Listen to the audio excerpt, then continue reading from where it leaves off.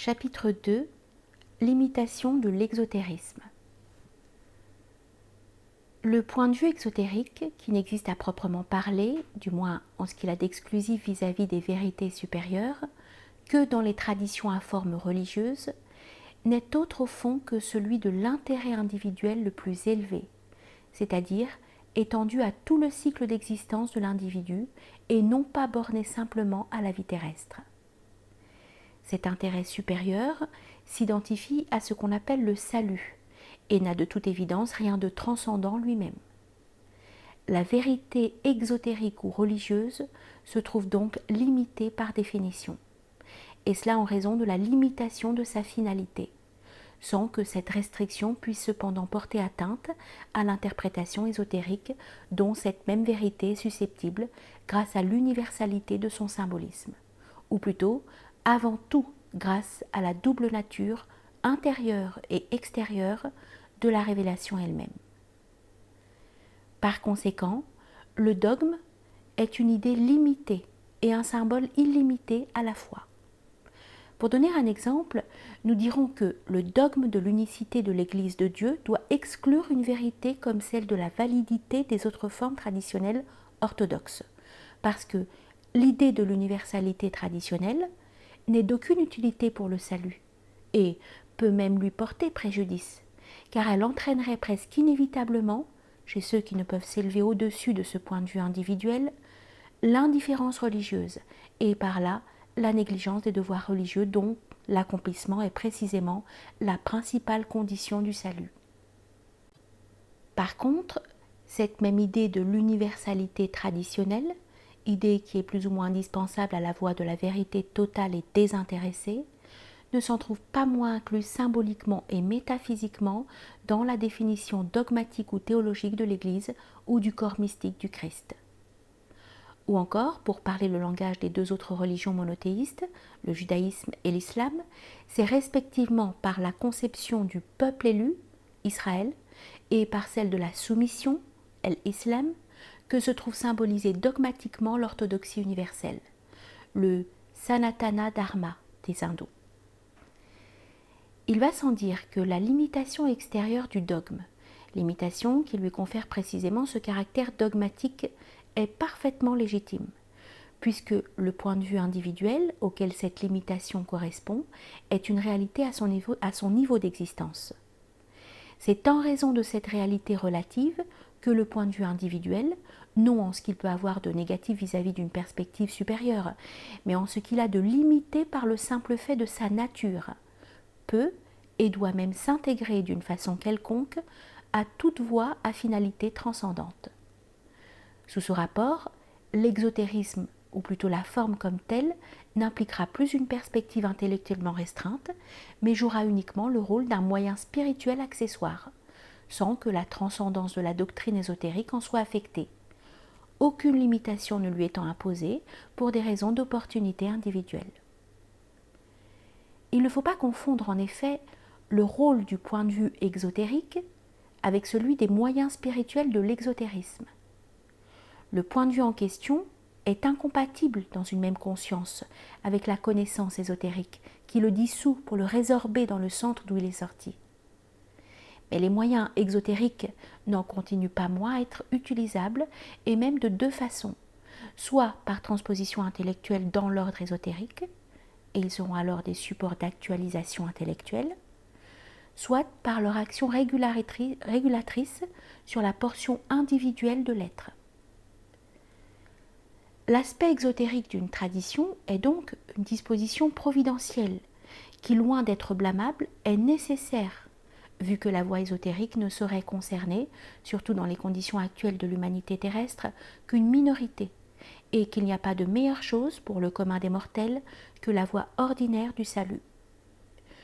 Ce qui est blâmable, ce n'est donc pas l'existence de l'exotérisme, mais plutôt son autocratie envahissante, due peut-être dans le monde chrétien surtout à l'étroite précision de l'esprit latin, qui fait que nombre de ceux qui seraient qualifiés pour la voie de la pure connaissance non seulement s'arrêtent à l'aspect extérieur de la tradition, mais en arrivent même à rejeter l'ésotérisme qu'ils ne connaissent qu'à travers des préjugés ou des déformations, à moins que, ne trouvant pas dans l'exotérisme ce qui convient à leur intelligence, ils ne s'égarent dans des doctrines fausses et artificielles, où ils veulent trouver ce qui ne leur offre pas, et qu'ils croient même pouvoir leur interdire. Le point de vue exotérique, en effet, doit aboutir, dès qu'il n'est plus vivifié par la présence intérieure de l'ésotérisme, dont il est à la fois le rayonnement extérieur et le voile, à sa propre négation, en ce sens que la religion, dans la mesure où elle nie les réalités métaphysiques et initiatiques et se fige dans un dogmatisme littéraliste, engendre inévitablement l'incroyance. L'atrophie causée au dogme par la privation de leur dimension interne retombe sur eux de l'extérieur, sous la forme de négation hérétique et athée. La présence du noyau ésotérique dans une civilisation à caractère spécifiquement religieux garantit à celle-ci un épanouissement normal et un maximum de stabilité. Ce noyau n'est d'ailleurs nullement une partie, même intérieure, de l'exotérisme, mais représente au contraire une dimension quasi indépendante par rapport à ce dernier. Dès que cette dimension ou ce noyau vient à manquer, ce qui ne peut être que le fait de circonstances tout à fait anormales, bien que cosmologiquement nécessaire, l'édifice traditionnel est ébranlé, s'écroule même en partie, et finit par se trouver réduit à ce qu'il comporte de plus extérieur, à savoir le littéralisme et la sentimentalité. Aussi, les critères les plus tangibles d'une telle déchéance sont-ils d'une part la méconnaissance et même la négation de l'exégèse métaphysique et initiatique, c'est-à-dire du sens mystique des Écritures. Exégèse qui est pourtant en connexion intime avec toute l'intellectualité de la forme traditionnelle envisagée. Et d'autre part, le rejet de l'art sacré, soit des formes inspirées et symboliques à travers lesquelles rayonne cette intellectualité pour se communiquer ainsi par un langage immédiat et illimité à toutes les intelligences. Mais tout ceci ne suffit peut-être pas pour faire comprendre pourquoi l'exotérisme a indirectement besoin de l'ésotérisme. Nous ne disons pas pour pouvoir subsister, car le simple fait de sa subsistance n'est pas en cause, pas plus que l'incorruptibilité de ses moyens de grâce, mais simplement pour pouvoir subsister dans des conditions normales. Or, la présence de la dimension transcendante au centre de la forme traditionnelle fournit au côté exotérique de celle-ci une sève vivifiante d'essence universelle, paraclétique, sans laquelle il ne pourra que se replier entièrement sur lui-même pour devenir, livré à ses seules ressources qui sont limitées par définition, comme un corps massif et opaque dont la densité même provoquera fatalement des fissures, comme le montre l'histoire moderne de la chrétienté. En d'autres termes, lorsque l'exotérisme se prive des interférences complexes et subtiles de la dimension transcendante, il se voit finalement écrasé par les conséquences extériorisées de ses propres limitations, celles-ci étant devenues, pour ainsi dire, totales. Maintenant, lorsqu'on parle de l'idée que les exotéristes ne comprennent pas l'ésotérisme et qu'ils ont même le droit de ne pas le comprendre, voire de le tenir pour inexistant, on doit aussi leur reconnaître le droit de condamner certaines manifestations de l'ésotérisme, qui paraissent empiéter sur leur terrain et y faire scandale, selon la parole évangélique. Mais comment s'expliquer que, dans la plupart des cas de ce genre, sinon dans tous, les accusateurs s'enlèvent à eux-mêmes ce droit en procédant avec iniquité ?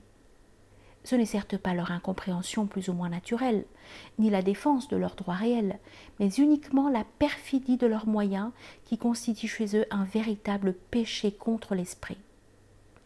Cette perfidie prouve du reste que les accusations qu'ils croient devoir formuler ne servent en général que de prétexte pour assouvir une haine indistinctive, instinctive, contre tout ce qui semble menacer leur équilibre superficiel. Équilibre qui, au fond, n'est qu'une forme d'individualisme, donc d'ignorance. Petite note. Ainsi, ni l'incompréhension de la part de telle autorité religieuse, ni même un certain bien fondé de l'accusation portée par elle, n'excuse l'iniquité du procès intenté au soufi al-Hallaj, pas plus que l'incompréhension des Juifs n'excuse l'iniquité du procès intenté au Christ. Un autre exemple, gros de conséquences pour la chrétienté occidentale, est celui de la destruction des Templiers. En admettant même qu'on ait eu des griefs justifiés à leur égard, ainsi que certains le prétendent à tort, comment voudra-t-on justifier le caractère foncièrement ignoble de ce procès? Et n'y a-t-il pas là précisément une preuve que les griefs avancés par l'accusation n'étaient fondés sur rien, si ce n'est sur des motifs inavouables de la politique personnelle de celui que Dante appelle « il nuovo Pilato si crudele » ? Dans un ordre d'idées très analogue, on peut se demander pourquoi l'on rencontre dans les polémiques religieuses tant de sottises et de mauvaise foi. Et cela même chez des hommes qui, autrement, en sont exempts. C'est là un indice certain que dans la plupart de ces polémiques, il a une part de péché contre l'esprit. Nul n'est répréhensible pour le seul fait d'attaquer au nom de sa croyance une tradition étrangère, s'il le fait par simple ignorance. Mais lorsqu'il n'en est pas ainsi, l'homme sera coupable de blasphème, puisque, en outrageant la vérité divine dans une forme étrangère, il ne fait en somme que profiter d'une occasion d'offenser Dieu sans devoir s'en faire un cas de conscience. C'est là, au fond, le secret du zèle grossier et impur déployé par ceux qui, au nom de leurs convictions religieuses, consacrent leur vie à rendre odieuses des choses sacrées, ce qu'ils ne peuvent faire que moyennant des procédés méprisables. Nous nous souvenons d'avoir entendu dire un jour que la métaphysique n'est pas nécessaire au salut. Or ceci est radicalement faux lorsqu'on l'applique dans un sens tout à fait général, car l'homme qui est métaphysicien de nature et qui en a pris conscience ne peut pas trouver son salut dans la négation de ce qui l'attire vers Dieu. D'ailleurs, toute vie spirituelle doit se fonder sur une prédisposition naturelle qui en détermine le mode. Et c'est ce qu'on appelle la vocation.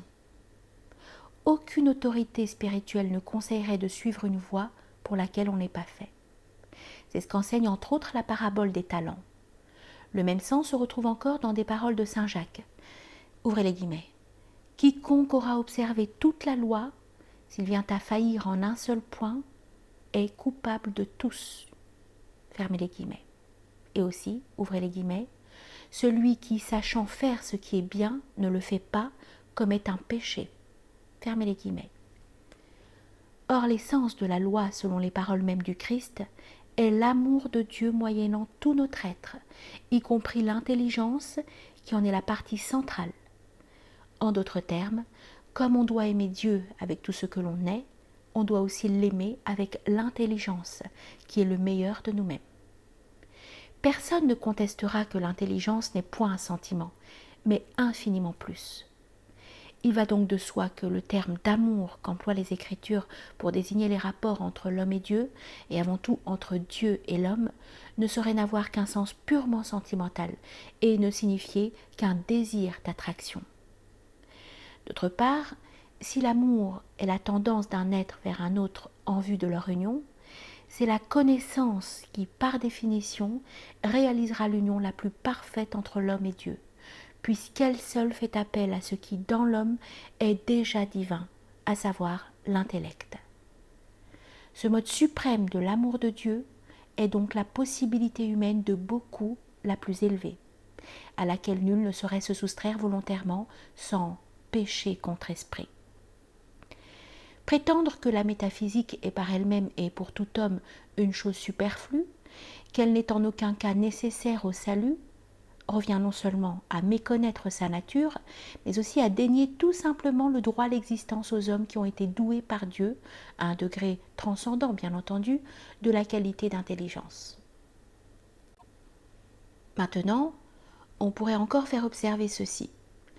Le salut se mérite par l'action, au sens le plus large de ce mot. Et cela explique comment certains peuvent en arriver à déprécier l'intelligence, qui, elle, peut précisément rendre l'action inutile, et dont les possibilités mettent en évidence la relativité du mérite et de la perspective qui s'y réfère. Aussi, le point de vue spécifiquement religieux a-t-il tendance à considérer la pure intellectualité, qu'il ne distingue d'ailleurs presque jamais de la simple rationalité, comme plus ou moins opposée à l'acte méritoire, et par conséquent comme dangereuse pour le salut. C'est pour cela qu'on prête facilement à l'intelligence un aspect luciférien et qu'on parle volontiers d'orgueil intellectuel, comme s'il n'y avait pas là une contradiction dans les termes. De là aussi, cette exaltation de la foi d'enfant ou de la foi du simple, que nous sommes d'ailleurs le premier à respecter lorsqu'elle est spontanée et naturelle, mais non pas lorsqu'elle est théorique et affectée. On entend souvent formuler la réflexion suivante. Du moment que le salut implique un état de parfaite béatitude et que la religion n'exige pas autre chose, pourquoi choisir la voie qui a pour but la déification ? À cette objection, nous répondrons que la voie ésotérique, par définition, ne saurait nullement être l'objet d'un choix pour ceux qui la suivent, car ce n'est pas l'homme qui la choisit, mais c'est elle qui choisit l'homme. En d'autres termes, la question d'un choix ne se pose pas, parce que le fini ne saurait choisir l'infini. C'est plutôt d'une question de vocation qu'il s'agit ici, et ceux qui sont appelés, pour employer le terme évangélique, ne sauraient se soustraire à cet appel, sous peine de pécher contre esprit, pas plus qu'un homme quelconque ne saurait se soustraire légitimement aux obligations de sa religion. S'il est impropre de parler d'un choix à l'égard de l'infini, il l'est tout autant de parler d'un désir, car ce n'est pas d'un désir de réalité divine qu'il s'agit chez l'initié, mais bien plutôt d'une tendance logique et ontologique vers sa propre essence transcendante. Cette définition est d'une importance extrême. La doctrine exotérique comme telle, c'est-à-dire envisagée en dehors de l'influence spirituelle qui peut agir sur les âmes indépendamment de cette doctrine, ne possède nullement la certitude absolue. Aussi, la connaissance théologique ne saurait-elle exclure par elle-même les tentations du doute, même chez les grands mystiques. Et quant aux grâces qui peuvent intervenir en pareil cas, elles ne sont pas consubstantielles à l'intelligence, en sorte que leur permanence ne dépend pas de l'être qui en bénéficie. Se bornant à un point de vue relatif, celui du salut individuel, point de vue intéressé qui influence même la conception de la divinité dans un sens restrictif, l'idéologie exotérique ne dispose d'aucun moyen de preuve ou de légitimation doctrinale proportionnée à ses exigences. Ce qui est en effet caractéristique de toute doctrine exotérique, c'est la disproportion entre ses exigences dogmatiques et ses garanties dialectiques. Car ces exigences sont absolues, parce que dérivant d'un vouloir divin, donc aussi d'une connaissance divine, tandis que ces garanties sont relatives parce que indépendantes de ce vouloir et fondées non sur cette connaissance, mais sur un point de vue humain, celui de la raison et du sentiment. Par exemple, l'on s'adresse à des brahmanes pour exiger d'eux l'abandon total d'une tradition plusieurs fois millénaire, dont d'innombrables générations ont fait l'expérience spirituelle et qui a produit des fleurs de sagesse et de sainteté jusqu'à nos jours. Les arguments que l'on produit pour justifier cette exigence inouïe ne contiennent cependant rien qui soit logiquement concluant, ni proportionné à l'ampleur de l'exigence en question. Les raisons qu'auront les brahmanes de rester fidèles à leur patrimoine spirituel seront donc infiniment plus solides pour eux que les raisons par lesquelles on veut les amener à cesser d'être ce qu'ils sont. La disproportion, au point de vue hindou, entre l'immense réalité de la tradition brahmanique et l'insuffisance des contre-arguments religieux est telle que cela devrait suffire pour prouver que si Dieu voulait soumettre le monde entier à une seule religion, les arguments de celle-ci ne seraient pas si faibles, ni ceux de certains soi-disant infidèles si forts. Autrement dit, si Dieu n'était que du côté d'une seule forme traditionnelle, la puissance persuasive de celle-ci serait telle qu'aucun homme de bonne foi ne pourrait s'y soustraire. D'ailleurs, le terme même d'infidèle appliqué à des civilisations beaucoup plus vieilles, à une exception près que la chrétienne, civilisation qui ont tous les droits spirituels et historiques d'ignorer cette dernière, fait encore pressentir, par l'illogisme de sa naïve prétention, tout ce qu'il y a d'abusif dans les revendications religieuses à l'égard d'autres formes traditionnelles orthodoxes. L'exigence absolue de croire en telle religion et non pas en telle autre ne peut en effet tenter de se justifier que par des moyens éminemment relatifs. Essais de preuves philosophico-théologiques, historiques ou sentimentales. Or, il n'existe en réalité aucune preuve à l'appui de ces prétentions à la vérité unique et exclusive, et tout essai possible de preuve ne saurait concerner que les dispositions individuelles des hommes, dispositions qui, se réduisant au fond à une question de crédulité, sont des plus relatives. Toute perspective exotérique prétend par définition même être la seule vraie et légitime, et cela parce que le point de vue exotérique ne visant qu'à un intérêt individuel. Le salut n'a aucun avantage à connaître la vérité des autres formes traditionnelles. Se désintéressant de sa propre vérité, il se désintéresse encore beaucoup plus de celle des autres, ou plutôt il la nie, parce que la notion d'une pluralité de formes traditionnelles risque de nuire à la seule recherche du salut individuel.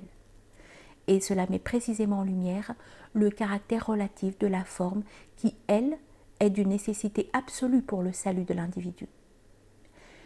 On pourrait toutefois se demander pourquoi les garanties, c'est-à-dire les preuves de véracité ou de crédibilité que la polémique religieuse s'efforce de produire, ne dérivent pas spontanément du vouloir divin, comme c'est le cas pour les exigences de la religion. Il va de soi que cette question n'a de sens que si elle se réfère à des vérités, car on ne saurait prouver des erreurs. Or, les arguments de la polémique religieuse, précisément, ne peuvent en aucune manière relever du domaine intrinsèque et positif de la foi. Une idée dont la portée n'est qu'extrinsèque et négative, et qui au fond ne résulte que d'une induction, comme par exemple l'idée de la vérité et de la légitimité exclusive de telle religion, ou ce qui revient au même, de la fausseté et illégitimité de toutes les autres traditions possibles. Une telle conception ne saurait évidemment être l'objet d'une preuve ni divine, ni à plus forte raison humaine. Pour ce qui est des dogmes véritables, c'est-à-dire non dérivés par induction, mais de portée strictement intrinsèque, si Dieu n'a pas donné les preuves théoriques de leur vérité, c'est que premièrement, de telles preuves sont inconcevables et inexistantes sur le plan où se place l'exotérisme. Et les exiger comme le font les incroyants serait une contradiction pure et simple. Deuxièmement, comme nous le verrons plus loin, si de telles preuves existent, c'est sur un tout autre plan. Et la révélation divine les implique parfaitement, sans omission aucune. Troisièmement, enfin, pour en revenir au plan exotérique où seule cette question pouvait se poser, la révélation comporte en ce qu'elle a d'essentiel une intelligibilité suffisante pour pouvoir servir de véhicule à l'action de la grâce, qui, elle, est l'unique raison suffisante pleinement valable pour l'adhésion à une religion. Cependant, cette grâce n'étant ainsi déclenchée qu'à l'égard de ceux qui n'en possèdent pas effectivement l'équivalent sous une autre forme révélée, les dogmes restent sans puissance persuasive, nous pourrions dire sans preuve, pour ceux qui possèdent cet équivalent. Ceux-ci seront par conséquent inconvertissables, abstraction faite des cas de conversion dus à la force suggestive d'un psychisme collectif, la grâce n'entrant alors en action qu'a posteriori. Puisque l'influence spirituelle n'aura pas de prise sur eux, de même qu'une lumière ne peut pas illuminer une autre lumière.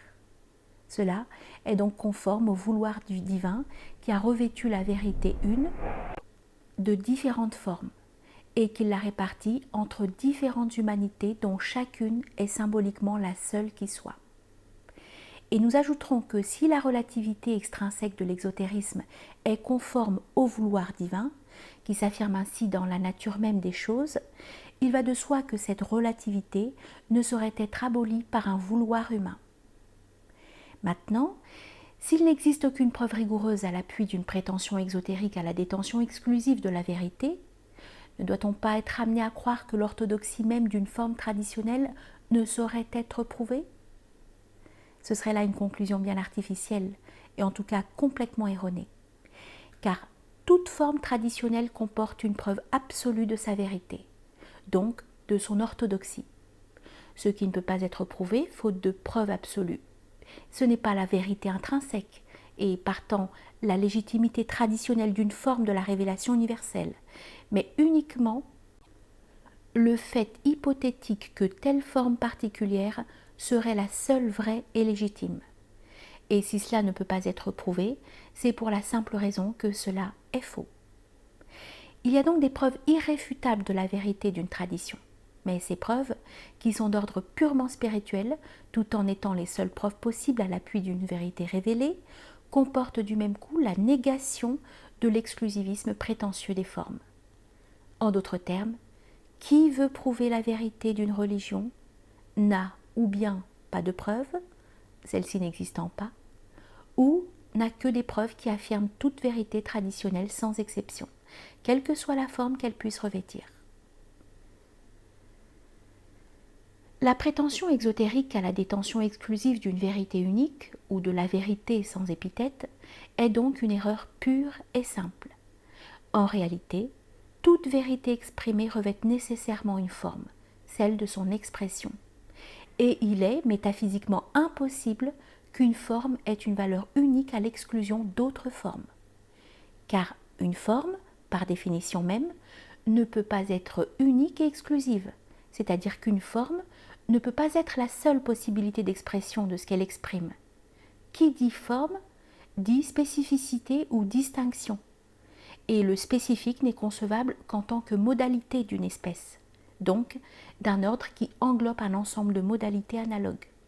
Ou encore, le limité, qui est tel par l'exclusion de ce que ces limites ne comprennent pas, doit compenser cette exclusion par une réaffirmation ou répétition de lui-même, en dehors de ses bornes. Ce qui revient à dire que l'existence d'autres choses limitées est rigoureusement appliquée dans la définition même du limité. Prétendre qu'une limitation, comme par exemple une forme considérée comme telle, est unique en son genre et incomparable, qu'elle exclut donc l'existence d'autres modalités qui lui sont analogues, revient à lui attribuer l'unicité de l'existence même. Or, nul ne pourra contester qu'une forme est toujours une limitation, et qu'une tradition est forcément toujours une forme. Non pas, cela va de soi, par sa vérité interne, qui est d'ordre universel, donc supra-formel, mais par son mode d'expression, qui, comme tel, ne peut pas ne pas être formel, donc spécifique et limité. On ne saurait assez répéter qu'une forme est toujours une modalité d'un ordre de manifestation formelle, donc distinctive ou multiple, et par conséquent, comme nous le disions tout à l'heure, une modalité parmi d'autres, leur cause supraformelle seule étant unique. Et répétons aussi, car on ne doit jamais le perdre de vue, que la forme, par le fait même qu'elle est limitée, laisse nécessairement quelque chose en dehors d'elle, c'est-à-dire ce que sa limite exclut. Et ce quelque chose, s'il appartient au même ordre, est forcément analogue à la forme envisagée, parce que la distinction des formes doit être compensée par une indistinction, donc une identité relative, sans quoi les formes seraient absolument distinctes les unes des autres, ce qui reviendrait à une pluralité d'unicité ou d'existence. Chaque forme serait alors une sorte de divinité sans aucun rapport avec d'autres formes, supposition qui est absurde. La prétention exotérique à la détention exclusive de la vérité se heurte donc, nous venons de le voir, à l'objection axiomatique qu'il n'existe pas de fait unique, pour la simple raison qu'il est rigoureusement impossible qu'un tel fait existe, l'unicité seule étant unique et un fait n'étant pas l'unicité. C'est ce qu'ignore l'idéologie croyante, qui n'est au fond rien d'autre que la confusion intéressée entre le formel et l'universel. Les idées qui s'affirment dans une forme traditionnelle, telle que l'idée du Verbe ou celle de l'unité divine, ne peuvent pas et ne peuvent pas s'affirmer d'une façon ou d'une autre dans les autres traditions. De même, les moyens de grâce ou de réalisation spirituelle dont dispose tel sacerdoce ne peuvent pas ne pas trouver d'équivalent ailleurs. Et ajouterons-nous, c'est précisément dans la mesure où un moyen de grâce est important ou indispensable qu'il se retrouvera nécessairement dans toutes les formes orthodoxes sous un mode approprié à l'ambiance respective. Nous pouvons résumer les précédentes considérations par cette formule. La vérité absolue ne se trouve qu'au-delà de toutes ces expressions possibles. Ces expressions comme telles ne sauraient prétendre aux attributs de cette vérité. Leur éloignement relatif par rapport à celles-ci se traduit par leur différenciation et leur multiplicité, qui les limitent forcément. L'impossibilité métaphysique de la détention exclusive par une forme doctrinale quelconque de la vérité peut encore se formuler de la manière suivante, à la lumière de données cosmologiques qui permettent aisément l'emploi d'un langage religieux. Que Dieu ait permis la décrépitude et partant la déchéance de certaines civilisations après leur avoir accordé quelques millénaires de floraison spirituelle. Cela n'est nullement en contradiction avec la nature de Dieu, si l'on peut dire. De même, que l'humanité entière soit entrée dans une période relativement courte d'obscuration après des millénaires d'une existence saine et équilibrée, c'est encore conforme à la façon d'agir de Dieu, entre guillemets. Par contre, que Dieu, tout en voulant le bien de l'humanité, ait pu laisser croupir l'immense majorité des hommes, y compris les mieux doués, depuis des millénaires et pratiquement sans espoir, dans les ténèbres d'une ignorance mortelle, et que, voulant sauver le genre humain, il ait pu choisir un moyen matériellement et psychologiquement aussi inefficace qu'une nouvelle religion, qui longtemps avant d'avoir pu s'adresser à tous les hommes, non seulement a forcément pris un caractère de plus en plus particularisé et local, mais s'est même, par la force des choses, partiellement corrompu ou effondré dans son milieu d'origine, que Dieu ait pu agir ainsi, c'est là une induction fort abusive qui ne tient aucun compte de la nature de Dieu, dont l'essence est bonté et miséricorde. Cette nature peut être terrible, mais non monstrueuse. La théologie est loin de l'ignorer. Ou encore, que Dieu ait permis à l'aveuglement humain de provoquer au sein de civilisations traditionnelles des hérésies, cela est conforme aux lois divines qui régissent la création entière. Mais que Dieu ait pu permettre à une religion qui aurait été inventée par un homme de conquérir une partie de l'humanité et de se maintenir pendant plus d'un millénaire sur le quart du globe habité, en trompant l'amour, la foi et l'espérance d'une légion d'âmes sincères et ferventes, cela est encore contraire aux lois de la miséricorde divine, ou, en d'autres termes, à celle de la possibilité universelle. La rédemption est un acte éternel qu'on ne peut situer ni dans le temps ni dans l'espace. Le sacrifice du Christ en est une manifestation ou réalisation particulière sur le plan humain. Les hommes pouvaient et peuvent bénéficier de la rédemption aussi bien avant qu'après l'avènement du Christ, et en dehors de l'Église visible aussi bien qu'en son sein. Si le Christ avait pu être la manifestation unique du Verbe, à supposer donc que cette unicité de manifestation fût possible, sa naissance aurait dû avoir pour effet de réduire instantanément l'univers en cendres. Nous avons vu plus haut que tout ce que l'on peut dire des dogmes doit valoir également pour les moyens de grâce tels que les sacrements. Si l'Eucharistie est un moyen de grâce primordial et partant indispensable, c'est parce qu'elle émane d'une réalité universelle dont elle tire toute sa propre réalité. Mais s'il en est ainsi, l'Eucharistie, comme tout autre moyen de grâce correspondant dans d'autres formes traditionnelles, ne peut pas être unique, car une réalité universelle ne peut pas n'avoir qu'une seule manifestation, à l'exclusion de toute autre, sans quoi elle ne serait pas universelle. Qu'on n'objecte pas que tel rite concerne toute l'humanité pour la simple raison que, selon l'expression évangélique, il devait être apporté à tous les peuples, car dans l'état normal du monde, du moins à partir d'une certaine époque cyclique, celui-ci se compose de plusieurs humanités distinctes, qui s'ignorent plus ou moins, bien que, à certains égards et dans certains cas, la délimitation exacte de ces humanités soit une question fort complexe en raison de l'intervention de toutes sortes de conditions cycliques exceptionnelles. Maintenant, s'il est arrivé que de grands prophètes ou avataras, tout en connaissant principalement l'universalité de la vérité, aient dû nier extérieurement telle ou telle forme traditionnelle, il faut considérer d'une part la raison immédiate de cette attitude, et d'autre part son sens symbolique, celui-ci se superposant pour ainsi dire à celle-là. Si Abraham, Moïse et le Christ ont nié les paganismes auxquels ils avaient affaire, c'est parce qu'il s'agissait là de traditions qui s'étaient survécues à elles-mêmes et qui, n'étant plus que des formes sans véritable vie spirituelle, et servant parfois de support à des influences ténébreuses, avaient perdu leur raison d'être. Or, celui qui est choisi, qui est lui-même le tabernacle vivant de la vérité, n'a certes pas aménagé des formes mortes et devenues inaptes à remplir leur rôle primitif. D'autre part, cette attitude négative de ceux qui manifestent la parole divine est symbolique, et c'est là son sens le plus profond et aussi le plus parfaitement vrai. Car si de toute évidence, elle ne peut pas concerner des noyaux ésotériques qui ont pu survivre au milieu de civilisations épuisées et vidées de leur esprit, cette même attitude appliquée à un fait généralement humain, c'est-à-dire à une dégénérescence ou un paganisme répandu parmi tous les hommes, sera par contre justifiée sans aucune réserve. Ou bien, pour citer un exemple analogue, si l'islam devait nier d'une certaine façon les formes monothéistes qui l'avaient précédé, il y avait à cela une raison immédiate dans les limitations formelles de ces traditions. Ainsi, il est hors de doute que le judaïsme ne pouvait plus servir de base traditionnelle à l'humanité du Proche-Orient, car la forme de cette religion était arrivée à un degré de particularisation qui la rendait inapte à l'expansion.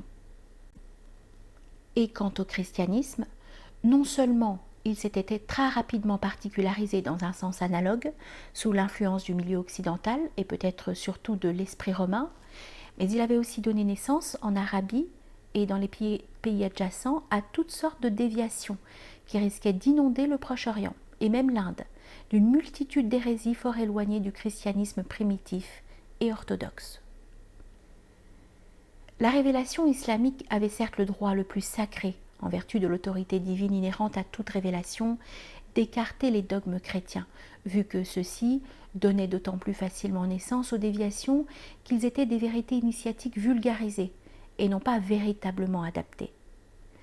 Mais d'autre part, les passages coraniques concernant chrétiens, juifs, sabéens et païens ont avant tout un sens symbolique qui ne vise aucunement l'orthodoxie des traditions, et les noms respectifs de celles-ci ne servent plus alors qu'à désigner certains faits généralement humains. Par exemple, lorsqu'il est dit dans le Coran qu'Abraham n'était ni juif ni chrétien, mais hanif, c'est-à-dire orthodoxe par rapport à la tradition primordiale, il est évident que les mots juif et chrétien ne peuvent désigner que des attitudes spirituelles générales, dont les limitations formelles du judaïsme et du christianisme ne sont que des manifestations particulières, donc des exemples. Nous disons les limitations formelles, et ne parlons pas bien entendu du judaïsme et du christianisme en eux-mêmes, dont l'orthodoxie n'est pas en cause. Pour en revenir à l'incompatibilité relative des formes traditionnelles et surtout de certaines d'entre elles, nous ajouterons qu'il leur est nécessaire de mésinterpréter à un certain degré les autres formes, parce que la raison d'être d'une tradition réside, sous un certain rapport tout au moins, précisément dans ce qui la distingue des autres traditions. La providence divine n'admet aucun mélange des formes révélées depuis que l'humanité s'est divisée en humanités diverses et s'est éloignée de la tradition primordiale, seule tradition unique possible. Ainsi, par exemple, la mésinterprétation musulmane du dogme chrétien de la Trinité est providentielle, car la doctrine renfermée dans ce dogme est essentiellement et exclusivement ésotérique et n'est nullement susceptible d'une exotérisation quelle qu'elle soit. L'islamisme devait donc limiter l'expansion de ce dogme, mais ceci ne porte aucun préjudice à la présence dans l'islamisme de la vérité universelle exprimée par le dogme en question. D'autre part, il ne sera peut-être pas inutile de préciser ici que la divinisation de Jésus et de Marie, attribuée indirectement aux chrétiens par le Coran, donne lieu à une trinité que, du reste, ce livre n'identifie nulle part avec celle de la doctrine chrétienne, mais qui ne repose pas moins sur des réalités, à savoir d'abord la conception de la corédemptrice, mère de Dieu, doctrine non exotérique, qui, comme telle, ne pouvait trouver aucune place dans la perspective religieuse de l'islam. Et ensuite, le marianisme, du fait qui, au point de vue islamique, constitue une usurpation partielle du culte dû à Dieu. Enfin, il eut la mariolâtrie de certaines sectes d'Orient, contre laquelle l'islam dut réagir d'autant plus violemment qu'elle était très proche du paganisme arabe. Mais d'un autre côté, d'après le soufi Abdelkarim el-Jilli, la Trinité mentionnée dans le Coran est susceptible d'une interprétation ésotérique. Les gnostiques concevaient en effet le Saint-Esprit comme mère divine. Et ce n'est alors que l'extériorisation ou l'altération de ce sens qui est reprochée respectivement aux chrétiens orthodoxes et aux hérétiques adorateurs de la Vierge. À un autre point de vue encore, on peut dire, et l'existence même des hérétiques mentionnés l'atteste, que la Trinité coranique correspond au fond à ce que les dogmes chrétiens seraient devenus par une inévitable erreur d'adaptation chez les Arabes pour qui il n'était point fait.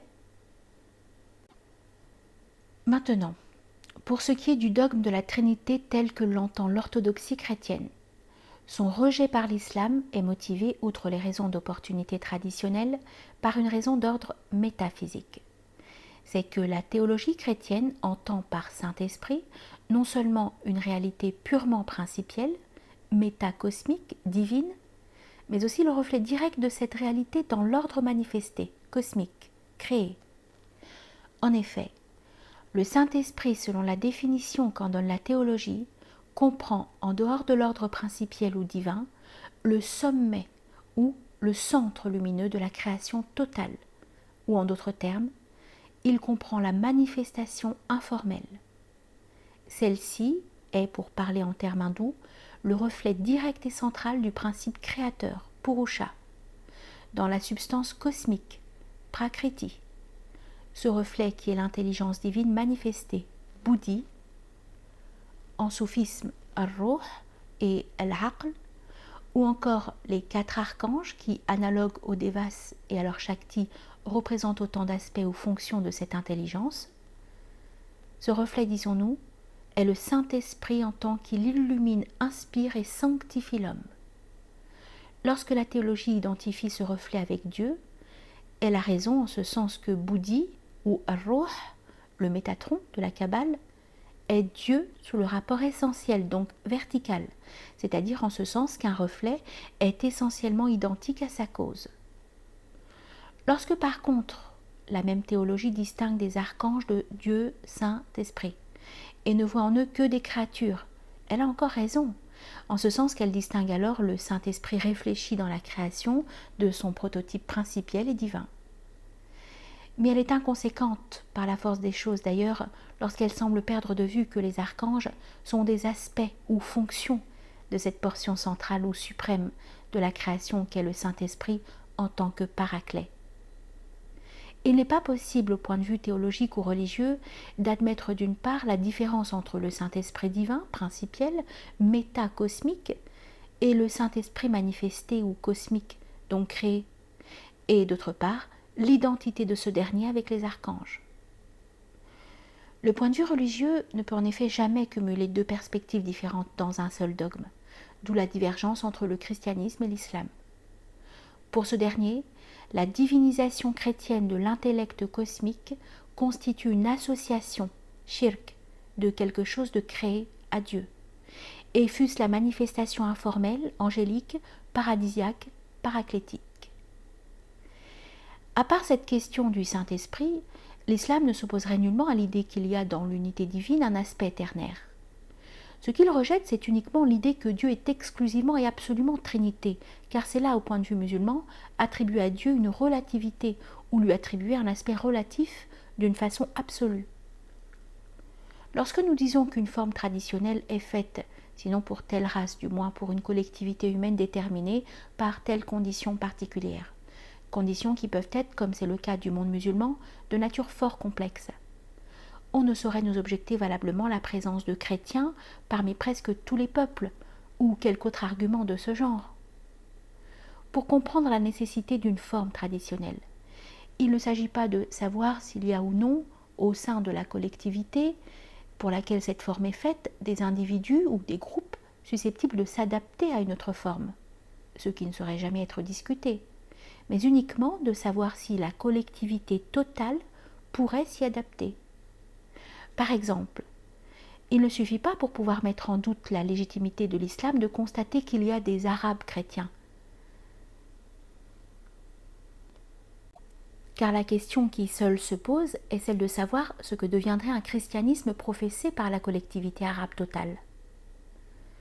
Toutes ces considérations aideront à faire comprendre que la divinité manifeste sa personnalité, moyennant telle ou telle révélation, et sa suprême impersonnalité, moyennant la diversité des formes de son verbe. Nous avons fait remarquer plus haut que dans l'état normal de l'humanité, celle-ci se compose de plusieurs mondes distincts. Or, certains nous objecteront sans doute que le Christ n'a jamais mentionné cette délimitation du monde, ni d'ailleurs l'existence d'un ésotérisme, à quoi nous répondrons qu'il n'a pas non plus expliqué aux Juifs comment ils devaient interpréter ces paroles qui les scandalisent pourtant. Du reste, l'ésotérisme s'adresse précisément à ceux qui ont des oreilles pour entendre, et qui, de ce fait, n'ont nullement besoin des mises au point ou preuves que peuvent désirer ceux à qui l'ésotérisme ne s'adresse pas.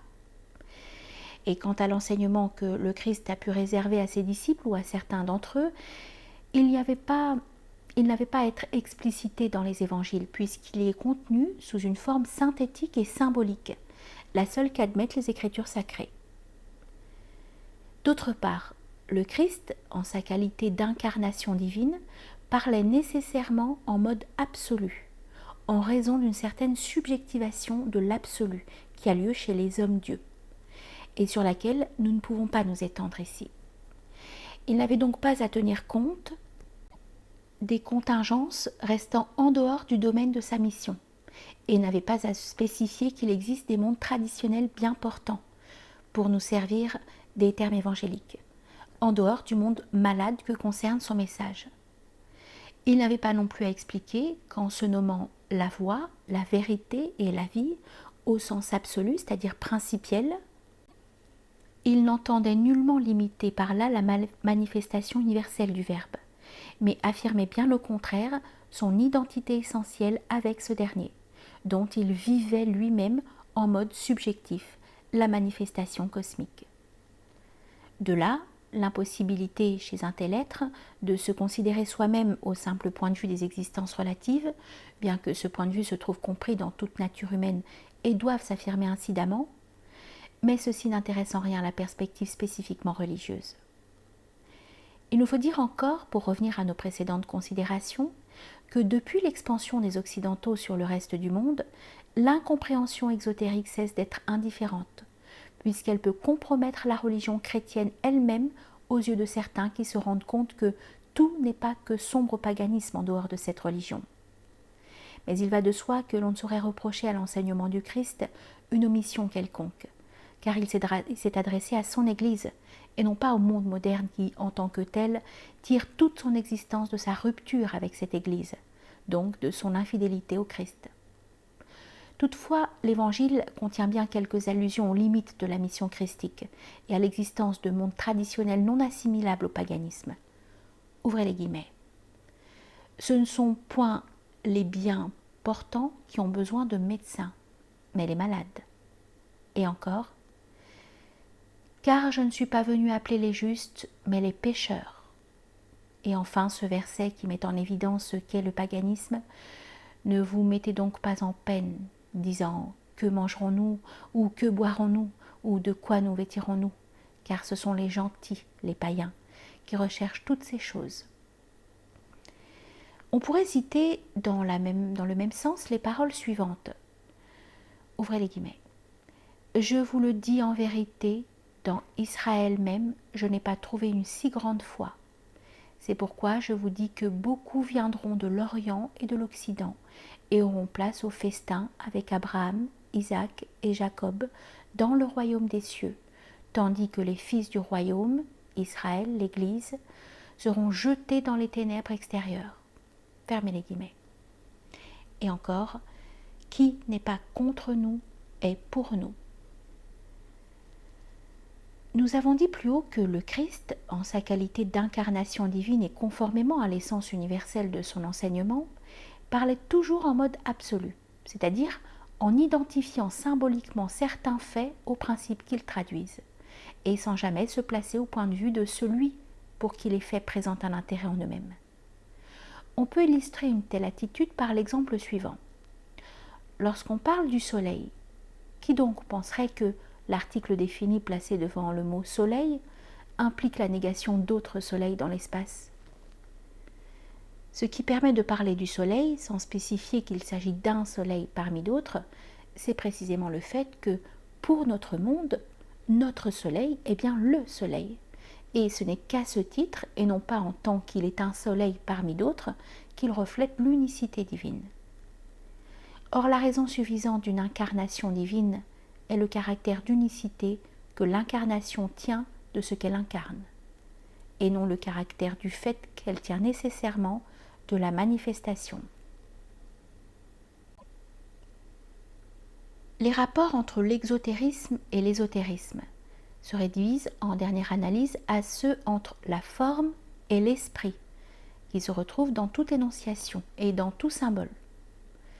Ces rapports doivent évidemment exister à l'intérieur de l'ésotérisme même, et l'on peut dire que seule l'autorité spirituelle se place au niveau de la vérité nue et intégrale. L'esprit, c'est-à-dire le contenu supraformel de la forme, qui elle est la lettre manifeste, toujours une tendance à briser les limitations formelles et à se mettre par conséquent en contradiction apparente avec celle-ci. C'est ainsi qu'on peut considérer toute réadaptation traditionnelle, donc toute révélation, comme faisant fonction d'ésotérisme vis-à-vis de la forme traditionnelle précédente, de sorte que, pour citer un exemple, le christianisme est ésotérique par rapport à la forme judaïque, et l'islamisme par rapport aux formes judaïques et chrétiennes, ce qui, bien entendu, ne vaut qu'au point de vue spécial où nous nous plaçons ici, et serait tout à fait faux si l'on l'entendait littéralement.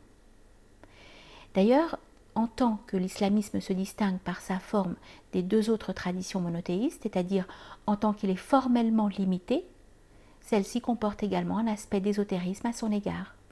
Et la même réversibilité de relation joue entre le christianisme et le judaïsme, bien que le rapport que nous avons indiqué d'abord soit plus direct que le second du moment, que c'est l'islamisme qui a brisé, au nom de l'esprit, les formes précédentes, et que c'est le christianisme qui avait eu le même rôle vis-à-vis du judaïsme, et non pas inversement. Mais pour en revenir à la considération purement principielle des rapports entre la forme et l'esprit, nous ne saurions mieux faire que de citer à titre d'illustration un passage du traité de l'unité, Risalat al-Ahadiyya, de Muhyiddin ibn Arabi, montrant précisément cette fonction ésotérique qui consiste à briser la forme au nom de l'esprit, comme nous le disions plus haut. Ce passage est le suivant, ouvrez les guillemets.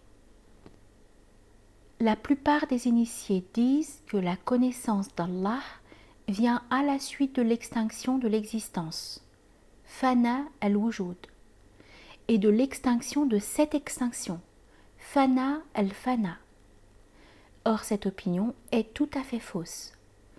La connaissance n'exige pas l'extinction de l'existence du moi, ou l'extinction de cette extinction, car les choses n'ont aucune existence, et ce qui n'existe pas ne peut pas cesser d'exister. Fermez les guillemets.